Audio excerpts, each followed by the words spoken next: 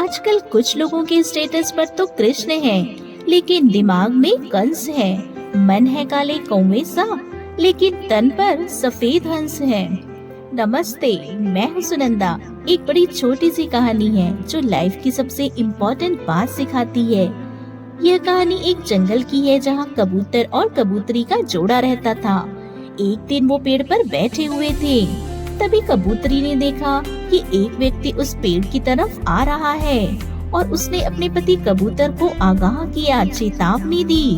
देखो, वह व्यक्ति आ रहा है, वह शिकारी हो सकता है, हमारा शिकार कर लेगा, हम उड़ करके चलते हैं। लेकिन कबूतर ने हंस के बात टाल दी और कबूतरी से कहा कि क्या बात करती हो, उसको देखो तो सही, कितना सज्जन लग रहा है, कितने सुंदर उसने वस्त्र पहने हैं। इतना सामान्य सा दिखने वाला व्यक्ति है, वो शिकारी थोड़ा है। शिकारी ऐसे थोड़ी ना आते हैं। वो कबूतर इस बात को इग्नोर करके दूसरी बातें करने लगा और कुछ ही मिनट्स के अंदर वो व्यक्ति जो था उस पेड़ के पास आ गया और अचानक से उसने अपने कपड़ों के अंदर छुपे हुए जो हथियार थे, जो तीर कमान थे, वह निकाले, तीर चलाया और सीधा कबूतर पर जा करके निशाना लगा। कबूतर फड़फड़ाता हुआ नीचे जमीन पर गिर गया, उसकी जान चली गई। कबूतरी जैसे तैसे वहाँ से जान बचा के उड़ के भाग गई और पूरे रास्ते उड़ते उड़ते यही सोच रही थी कि मैंने अपने पति को खो दिया। अगर पति ने मेरी बात मान ली होती तो आज यह नहीं हुआ होता। बार बार खुद को कोस रही थी, मुझे थोड़ा और समझाना चाहिए था, उन्हें वहाँ से लेकर के जाना चाहिए था। वह कितने भोले थे, भरोसा कर बैठे और उनके साथ धोखा हो गया। कबूतरी उड़ते उड़ते उस राज्य की राजधानी में आ गई। राजधानी में जो राजमहल था वहाँ गई, जाकर के राजा को शिकायत की कि आपके राज्य में ऐसे लोग रहते हैं जो धोखा देते हैं। राजा ने कहा पता करवाते हैं अभी, कैसे जो है, किसी ने आपके पति की हत्या कर दी। राजा बड़ा सज्जन नेक इंसान था, उसने अपने सैनिकों को बोला कि जाओ जाकर के उस शिकारी को ढूंढ करके लाओ जो सामान्य व्यक्ति जैसा वस्त्र पहनता है लेकिन शिकार करता है। और बड़ी मुश्किल से उसको ढूंढने में, क्योंकि वह रूप बदल के रह रहा था, बड़ी मुश्किल से उसे पकड़ा गया। उसको लेकर के आया गया राजमहल में। दरबार में सभा लगी हुई थी। राजा ने उससे पूछा आपने ऐसा कार्य क्यों किया? उसने कहा मेरा तो काम है शिकार करना। राजा ने कहा जो भी आपने किया अब आपको इस गलती की सजा तो मिलेगी ही।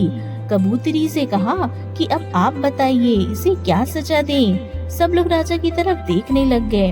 राजा साहब, सजा तो आपको देनी है। राजा ने कहा नहीं, सजा का ऐलान मैं नहीं करूँगा, यह कबूतरी करेगी जिसने अपने पति को खो दिया है। कबूतरी ने कहा महाराजा, यह तो आपने बहुत बड़ा उपकार किया, लेकिन मैं क्या सजा दूं? मेरा पति तो अब वापस आने से रहा, वो तो आएगा नहीं, लेकिन मैं चाहती हूँ कि एक सजा इस शिकारी को जरूर मिलनी चाहिए। पहली बात तो इसे जिंदा छोड़ दीजिए। सारे लोग उस कबूतरी की तरफ देखने लगे कि अरे ये क्या बोल रही है।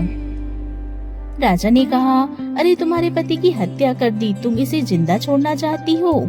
लेकिन राजा साहब, मैं चाहती हूँ आप अपने राज्य में ऐलान कर दें कि जो जैसा है वह वैसा दिखे। इस शिकारी को खास करके यह कह दिया जाए कि आज से यही सजा है कि शिकारी जैसे वस्त्र पहने, ताकि हम जैसे भोले भाले जो पशु पक्षी हैं कम से कम वो इसके बहकावे में ना आए।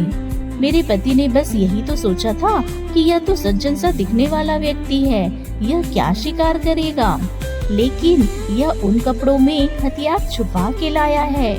बहुत छोटी सी कहानी जो बताती है कि जैसे है वैसे रहिए और आज के जमाने में बहरूपियों से सावधान रहिए, जिनके स्टेटस पर तो भगवान जी हैं, लेकिन मन में पाप चल रहा है। जो वस्त्र तो सज्जन वाले पहन लेते हैं, लेकिन कार्य असुर वाले करते हैं। इसलिए बहकावे में ना आए, बहरूपियों से सावधान रहिए, अपनी अक्ल लगाइए।